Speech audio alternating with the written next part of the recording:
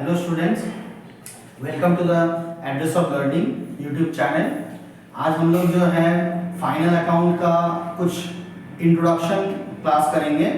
इसमें जो है बहुत जनों ने यूट्यूब चैनल पे कमेंट किया है, तो मैं ये आज जो है फाइनल अकाउंट का इंट्रोडक्शन क्लास देने जा रहा हूँ।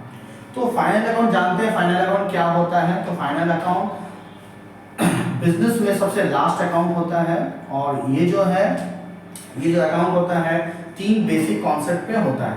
पहला जो होता है वो होता है ट्रेडिंग अकाउंट, दूसरा होता है profit and loss account, and तीसरा होता है बैलेंस शीट। तो जब हम फाइनल अकाउंट बनाते हैं तो फाइनल अकाउंट बनाने से ये पता चलता है बिजनेस का पोजीशन क्या है, बिजनेस कितना प्रॉफिट कर रहा है, बिजनेस कितने दिनों तक चलेगा, अगर अच्छा प्रॉफिट करेगा तो अच्छा ग्रोथ करेगा, अच्छा एग्जिस्ट करेगा। तो इसके बारे में हम लोग थोड़ा जानेंगे। जैसे सबसे पहले हम लोग करते हैं ट्रेडिंग अकाउंट। तो ट्रेडिंग का फॉर्मेट जो है कुछ इस तरह से होता है, particulars amount then particulars amount. अगर आप चाहें तो एक और कॉलम ऐड कर सकते हैं, नहीं भी आप चाहेंगे तो कोई दिक्कत नहीं होगा, आप सिंगल कॉलम लेके भी आप कर सकते हैं। तो हम लोग इसको स्टार्ट करते हैं। सो ट्रेडिंग अकाउंट क्या होता है? ट्रेडिंग अकाउंट बेसिकली जो है फैक्ट्री से जुड़ा हुआ होता है। जैसे फैक्ट्री में लोग सामान बनाते हैं, तो सामान बनाने में सामान लाने का खर्च, परचेस करने का खर्च, बेचने से जो इनकम होता है, तो ये सारा चीज जो है हम लोग इसमें ऐड करते हैं। तो हम लोग एक एक करके देखते हैं तो क्या क्या होता है। जैसे अगर हम टू साइड में देखते हैं, मतलब ये डेबिट साइड अगर हम देखते हैं ट्रेडिंग अकाउंट का, तो ट्रेडिंग का डेबिट साइड जो होता है ये हमेशा एक्सपेंसेस साइड होता है, एंड क्रेडिट साइड को अगर हम देखेंगे तो इनकम साइड होता है। जैसे सबसे पहले अगर हम क्रेडिट साइड का अगर देखें तो हमारा क्या है, इनकम होता है। जैसे सबसे पहले सेल्स होता है, सेल्स हमारा एक इनकम होता है, और अगर उस सेल्स में कभी कभी रिटर्न भी आता है तो हम लोग उस रिटर्न को क्या करते हैं, माइनस कर देते हैं। जैसे सेल्स रिटर्न, तो सेल्स रिटर्न को माइनस करने के बाद जो फिगर आता है उसको हम लोग यहाँ पे लिख देते हैं, ठीक है। फिर इसके बाद यहाँ पे आता है क्लोजिंग स्टॉक। क्लोजिंग स्टॉक मतलब अगर हमारे पास कोई चीज अगर बच जाता है, बेचने के बाद अगर कुछ बच जाता है, तो हम लोग जो है यहीं पे जो है ट्रेडिंग अकाउंट में इसको लिख देते हैं। सामान अगर बचा हुआ सामान जो स्टॉक जो रह जाता है वो हम लोग यहाँ पे लिखते हैं, ठीक है। फिर इधर में आते हैं टू साइड में, अगर हम आए यानी डेबिट साइड में आए तो डेबिट साइड में क्या क्या होता है। जैसे सबसे पहले हम लोग यहाँ पे ओपनिंग स्टॉक लिखते हैं, ओपनिंग स्टॉक। तो ओपनिंग स्टॉक हम लोग यहाँ पे लिख दिए। लिखने के बाद में परचेज, अगर हम कुछ परचेज कर रहे हैं तो परचेज हम लोग लिखते हैं। तो परचेज में कभी कभी हम सामान खरीदते हैं, तो खरीदने के बाद में कुछ एक्सपेंस रिटर्न भी होता है। जरूरी हमेशा ये जरूरी नहीं सो परचेज करेंगे तो रिटर्न करना ही पड़ेगा। हाँ, ऐसा होता है सो अगर हम परचेज कर रहे हैं तो कोई उसमें डिफेक्टिव आइटम्स निकल ही सकता है, तो अगर डिफेक्टिव आइटम्स अगर निकलेगा तो हमको उसको रिटर्न कर देना पड़ेगा। तो रिटर्न हमेशा, चाहे वो परचेज हो या फिर सेल्स हो, तो अगर रिटर्न उससे रिगार्डिंग अगर होगा तो उससे लेस कर देंगे। अच्छा, यहाँ पे रिटर्न को एक और नाम से बुलाया जाता है। जैसे अगर हम परचेज रिटर्न करते हैं तो परचेज रिटर्न का एक और नाम होता है रिटर्न आउटवर्ड। अगर हम परचेज रिटर्न नहीं दिया हुआ है, रिटर्न आउटवर्ड दिया हुआ है, तो उसका मतलब भी सेम होता है। मतलब परचेज से हम रिटर्न आउटवर्ड को माइनस कर देते हैं। और ठीक उसी तरह से सेल्स रिटर्न, देखो मैंने यहाँ पे माइनस किया है, ठीक उसी तरह से सेल्स रिटर्न कभी मेंशन नहीं रहेगा तो रिटर्न इनवर्ड लिखा हुआ रहेगा। तो रिटर्न इनवर्ड का मतलब भी उसमें माइनस कर देना होता है। तो यहाँ पे हम फिलहाल जो है लेस परचेज रिटर्न को माइनस कर देंगे, परचेज रिटर्न को माइनस करके हम यहाँ पे बैठा देंगे आउटर कॉलम में, या फिर जो अमाउंट का जो कॉलम है वहां पे लिख देंगे। इसके अलावा वेजेस आता है। तो वेजेस क्या होता है? वेजेस एक तरह का एक्सपेंसेस होता है, फैक्ट्री से जुड़ा हुआ एक्सपेंसेस होता है। मतलब वेजेस मतलब 1 day salary of the factory workers. तो फैक्ट्री वर्कर्स को अगर हम एक दिन का वेजेस दे रहे हैं तो हम वो वेजेस, क्योंकि फैक्ट्री से जुड़ा हुआ है, तो हम यहाँ पे इसको डाल देंगे फैक्ट्री में। इसके अलावा और क्या एक्सपेंस हो सकता है? जैसे लाइटिंग, फैक्ट्री लाइटिंग, फैक्ट्री अगर फैक्ट्री का अगर होता है तो यहाँ पे हम इसको इस कॉलम में डाल देंगे। मतलब फैक्ट्री में भी, क्योंकि लाइट वगैरह जो होता है वो फैक्ट्री में बहुत ज्यादा कंज्यूम होता है, तो वहां पे ये वाला एक्सपेंसेस को हम लोग डाल देते हैं। इसके अलावा सामान को लाने में बहुत सारा खर्च होता है, जैसे हम इसको बोलते हैं कैरेज इनवॉल्व। अगर हमारा किसी तरह का अगर कैरेज वगैरह अगर हो रहा है तो कैरेज हम इसमें डालेंगे। कभी कभी फ्रेट वगैरह भी बोलता है, ठीक है, तो ये सब भी हम इसमें जो है ऐड लेस करते हैं यहाँ पे। अच्छा, तो नॉर्मली ये सब एक्सपेंसेस को जो है हम लोग देख पाते हैं, ये सब एक्सपेंसेस होता है। तो यहाँ पे हम क्या करेंगे, टोटल करेंगे इसको। टोटल करने के बाद में ऑब्वियसली हमेशा यही साइड बड़ा होता है क्योंकि कंपनी चाहता है प्रॉफिट हो, तो सेल्स उसका हमेशा ज्यादा होता है। तो ये साइड यानी क्रेडिट साइड, ट्रेडिंग का क्रेडिट साइड हमेशा बड़ा होता है, तो हम इसको टोटल कर देते हैं। टोटल करने के बाद में यहाँ पे भी लिख देते हैं, ये यहाँ पे जो टोटल मैंने किया यहाँ पे भी मैंने लिख दिया। अब इस टोटल में से हमको एक एक करके सबको माइनस करना जरूरी रहता है। सबको जब माइनस करते हैं तो जो बैलेंस जो आता है उस बैलेंस को हम लोग बोलते हैं gross profit CD. Gross profit CD मतलब इससे पता चलता है तो हमारा ग्रॉस प्रॉफिट कितना हुआ। ग्रॉस प्रॉफिट का मतलब हुआ है सामान को बेचने के बाद हमारा क्या क्या फैक्ट्री से जुड़ा हुआ जो भी एक्सपेंसेस को अगर हम माइनस कर दे रहे हैं तो हमारा ग्रॉस प्रॉफिट। इसके बाद हम लोग जो बनाते हैं उसको बोलते हैं नेट प्रॉफिट। तो अब हम लोग नेट प्रॉफिट कैसे बनाएंगे, यानी नेट प्रॉफिट बनाने के लिए हम लोग को एक प्रॉफिट एंड लॉस का एक फॉर्मेट बनाना पड़ेगा, तो उसको हम लोग सीखेंगे। ठीक, आते हैं प्रॉफिट एंड लॉस अकाउंट में। तो प्रॉफिट एंड लॉस अकाउंट को अगर हम लोग देखें तो फॉर्मेट लगभग वैसा ही होता है। पर्टिकुलर्स अमाउंट, इस साइड में डेबिट, इस साइड में क्रेडिट, ऊपर में हेडिंग देंगे प्रॉफिट एंड लॉस अकाउंट बोल करके। अब यहाँ पे हम लोग लिखेंगे सो डेबिट साइड में क्या क्या एक्सपेंसेस आता है। तो ये सारा जो एक्सपेंसेस होता है इस यहाँ पे प्रॉफिट एंड लॉस में जितना भी एक्सपेंसेस होता है वो सामान को बनाने के बाद बेचने के लिए जो जो खर्च होता है इसको हम लोग बोलते हैं इनडायरेक्ट एक्सपेंसेस।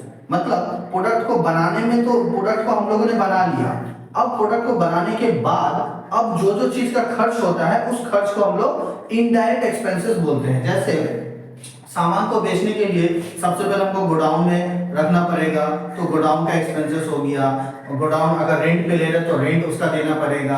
अच्छा, उसके लिए एक ऑफिस, इसको सारा चीज मेंटेन करने के लिए एक ऑफिस हमको किराए पे लेना पड़ेगा, तो ऑफिस का रेंट देना पड़ेगा। ऑफिस में जितना भी काम करेगा उसको सैलरी देना पड़ेगा। तो बहुत सारा ऐसा इनडायरेक्ट एक्सपेंसेस होता है जिसको हम लोग यहाँ पे लेते हैं। तो एक एक करके हम इसको समझने की कोशिश करते हैं। तो सबसे पहले हम लोग क्या करते हैं, वहां से जो हमारा जो ट्रेडिंग से जो हमारा ग्रॉस प्रॉफिट आया था हम लोग यहाँ पे उसको बाय ग्रॉस प्रॉफिट बीडी बोल करके लिख देते हैं। ठीक है, बीडी बोल के हम लोग इसको लिख देते हैं। फिर इसके बाद में अब देख लेते हैं हमारा इनकम यहाँ पे क्या क्या होता है। पहले इनकम को लिख लेते हैं। तो इनकम जैसे मान लेते हैं कमीशन एक तरह का इनकम हुआ, कमीशन रिसीव्ड एक तरह का इनकम होता है। ठीक है, तो कमीशन रिसीव्ड हो गया। इसके अलावा जो है डिस्काउंट रिसीव, अगर हमारा डिस्काउंट अगर हम देते हैं तो डिस्काउंट रिसीव भी हमारा एक तरह का इनकम होता है। तो डिस्काउंट रिसीव मैंने लिख दिया।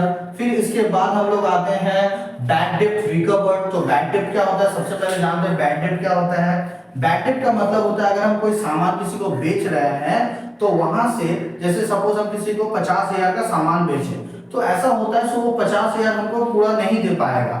मान लेते वो 45,000 दिया एंड 5,000 नहीं दे पाया, तो ये जो नहीं दे पाता है तो इसको हम लोग बोलते हैं बैड डेट। लेकिन नहीं दे पाने का मतलब ये बिल्कुल भी नहीं होता है सो वो कभी भी मुझे नहीं देगा। हाँ, ऐसा हो सकता है सो आज उसका बैड लक चल रहा है तो अभी उसके पास नहीं है तो वो मुझे अभी नहीं दे पा रहा, लेकिन कुछ समय के बाद अगर उसके पास पैसा आ जाता तो वो मुझे दे देगा। तो उस चीज को पहले तो वो मेरा लिए लॉस था तो मैं उसको बैड डेट बोला था, लेकिन अभी वो पैसा मुझे मिल रहा है तो हम उसको बैड डेट रिकवर्ड बोलेंगे। तो ये मुझे मिल रहा है तो ये मेरे लिए एक तरह का इनकम हो रहा है, तो इसको हम यहाँ पे लिखेंगे bad debt recovered.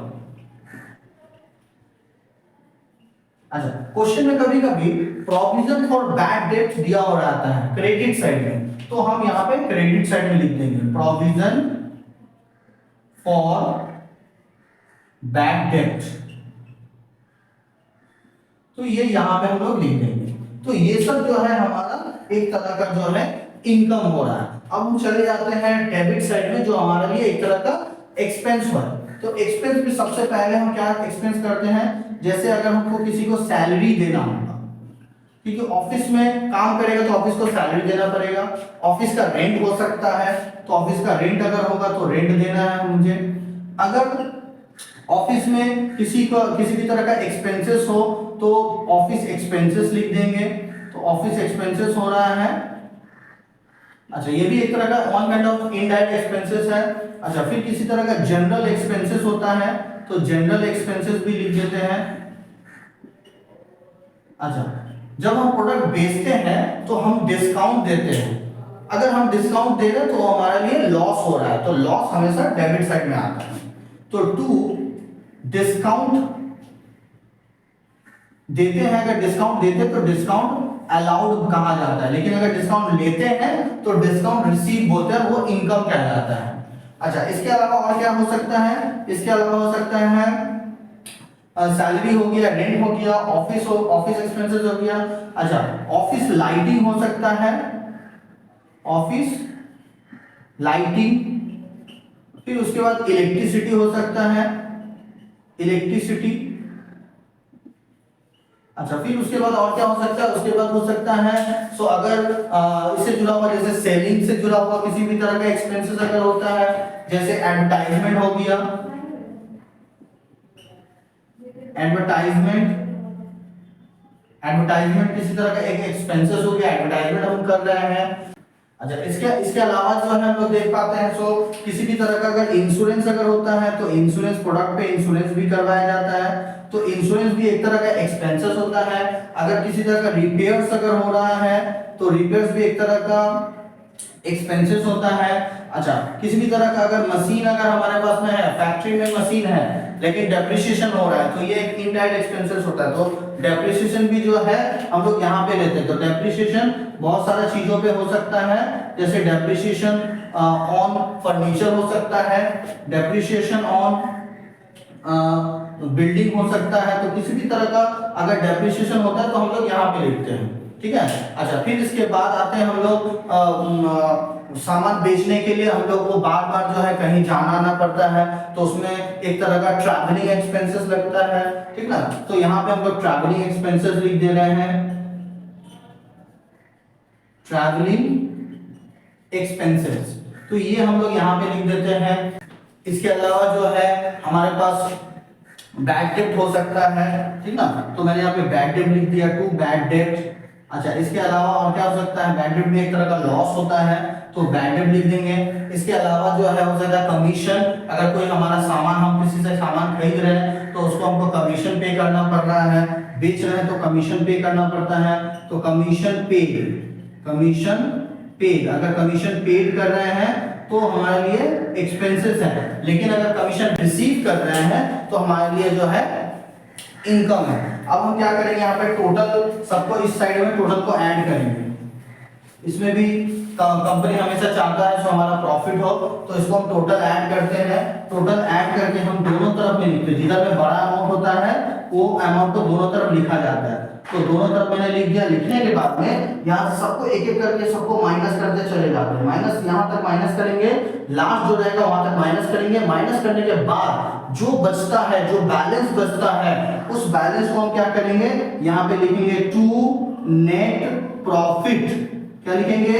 To net profit. और इसको हम लोग क्या लिख देते हैं, transfer to capital account. Transfer to capital account ये लिख देना जरूरी होता है। और ये वाला जो नेट प्रॉफिट है ये सीधा बैलेंस शीट का कैपिटल अकाउंट में चला जाएगा।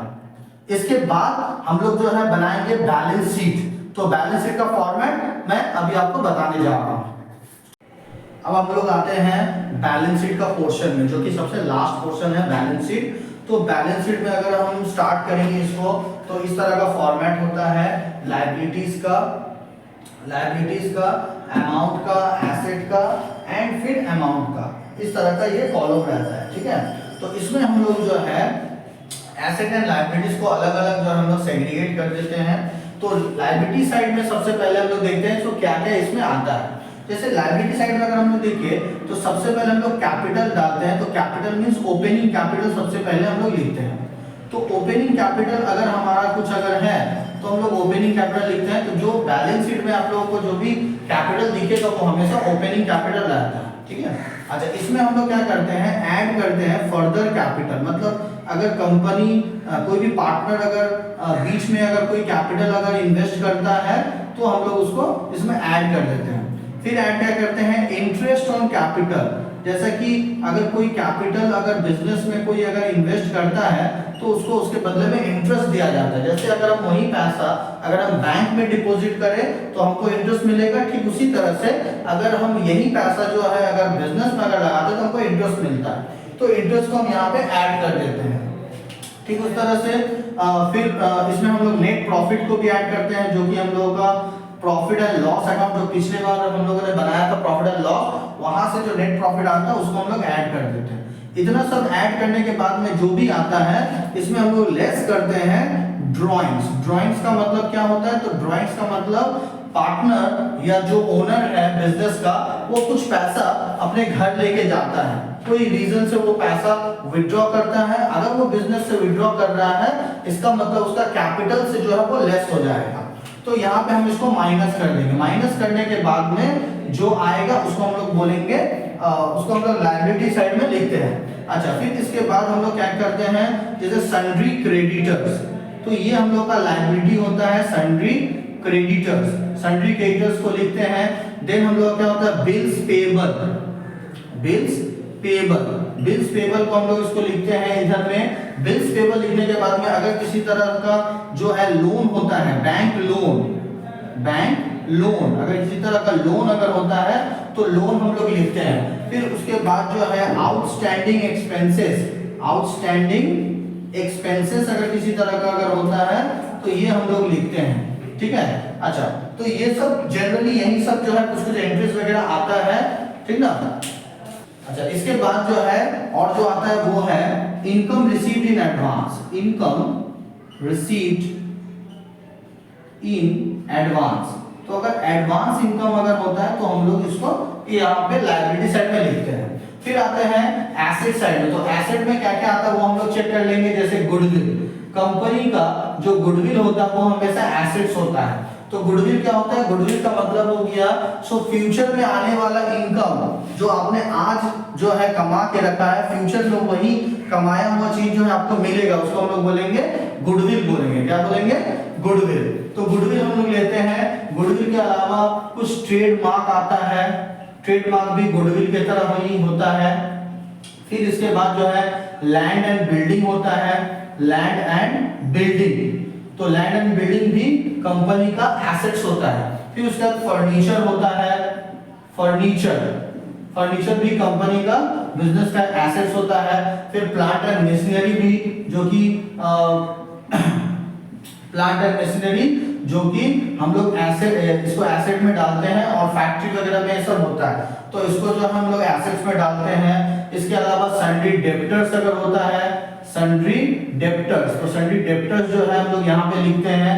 अच्छा, सन्ड्री डेब्टर्स के बाद हम लोग क्या करते हैं, सन्ड्री डेब्टर्स के बाद जो है बिल्स रिसीवेबल, ये भी हम लोगों का जो है एसेट्स होता है, बिल्स रिसीवेबल, ठीक है। बिल्स रिसीवेबल के बाद जो है आता है एक्रूड इनकम, एक्रूड इनकम। अगर एक्रूड इनकम अगर होता है तो हम लोग इसको एसेट में डालते हैं। फिर इसके अलावा प्रीपेड एक्सपेंसेस भी अगर होता है तो इसको भी हम लोग डालते हैं, प्रीपेड एक्सपेंसेस, प्रीपेड एक्सपेंसेस भी हम लोग इसको डालते हैं। अच्छा, फिर इसके अलावा जो है स्टॉक वगैरह अगर होता है, stock means closing stock, closing stock, तो अगर क्लोजिंग स्टॉक अगर होता है तो क्लोजिंग स्टॉक भी हम लोग इसमें डालते हैं। फिर उस तरह से इन्वेस्टमेंट भी हो सकता है, अगर इन्वेस्टमेंट होगा तो इन्वेस्टमेंट भी हम लोग इसमें डालेंगे, ठीक ना। इन्वेस्टमेंट अगर होगा तो इन्वेस्टमेंट भी हम लोग डालेंगे। अच्छा, कभी कभी होता है लोन, लोन टू कोई पर्सन का नाम, लोन टू, ये वर्ड मेंशन रहेगा। अगर लोन टू अगर रहता है तब हम लोग इसमें यहाँ पे डाल देंगे। ठीक ना। ये सब होने के बाद और भी कुछ एक्सपेंसेस, कुछ एसेट एंड लायबिलिटी जो कि आता है, जो कि माने नॉर्मली अगर हम लोग देखें तो यही सभी जनरली फ्रीक्वेंटली बार बार जो है यही सब घूम फिरा के आपको जो है सम्स में दिया जाएगा। इसके अलावा एक दो चीज रहता है जो बहुत रेयर आता है, तो जैसे अगर आएगा आप लोग कमेंट करिएगा ये वाला कहाँ पे जाएगा, तो मैं आपको जो है उसको इजीली आंसर दे दूंगा। तो ये हम लोग क्या करते हैं, टोटल दोनों तरफ का ऐड करते हैं। तो टोटल जब हम दोनों तरफ का जब ऐड करते हैं तो हम लोग देखेंगे तो ये ऐड करने के बाद में दोनों साइड मैच हुआ है या नहीं। अगर मैच हुआ है तो हम समझेंगे ये सही हुआ है, और अगर मैच नहीं हुआ है तो समझ जाएंगे ये हमारा गलत हुआ है। लेकिन जनरली ऐसा बिल्कुल भी नहीं होगा। अगर आप सही तरीके से जो मैंने फॉर्मेट बताया है उस फॉर्मेट को अगर आप ध्यान से देखिएगा तो आपका जरूर जो है ये सही होगा। ठीक है, अगर आप इस चैनल पे न्यू है तो इस चैनल को जो है सब्सक्राइब करिए, और जो पुराने हैं वो लोग जो है सब्सक्राइब कर लाइक करिए, कमेंट करिए, अपने दोस्तों के साथ शेयर करिए। और किसी भी तरह का आपको इस फाइनल अकाउंट का सम्स में जो है किसी भी तरह का प्रॉब्लम होता है तो जो है आप इस पे जो है कमेंट जरूर करिएगा, हम लोग उसका रिप्लाई जरूर देंगे। और आने वाला समय में हम लोग जो है इसके ऊपर जो है कुछ एडजस्टमेंट से जुड़ा हुआ जो है सम्स को हम लोग करेंगे। और कुछ एडजस्टमेंट से पहले हम सम्स को सॉल्व कराने से पहले मैं एडजस्टमेंट को किस तरह से उसको ट्रीटमेंट करते हैं वो मैं आप लोगों को बताऊंगा। एंड देन जो है फिर उसके बाद हम लोग जो है सम्स के ऊपर जाएंगे। और ये एक प्रोसेस होता है, इस प्रोसेस से अगर आप करते हैं तो आपका जो है फाइनल अकाउंट में आप जो है मास्टर बन सकते हैं। फाइनल अकाउंट में आप एक्सपर्ट बन जाएगा, आपका कभी भी फाइनल अकाउंट में गलती नहीं होगा। Thank you.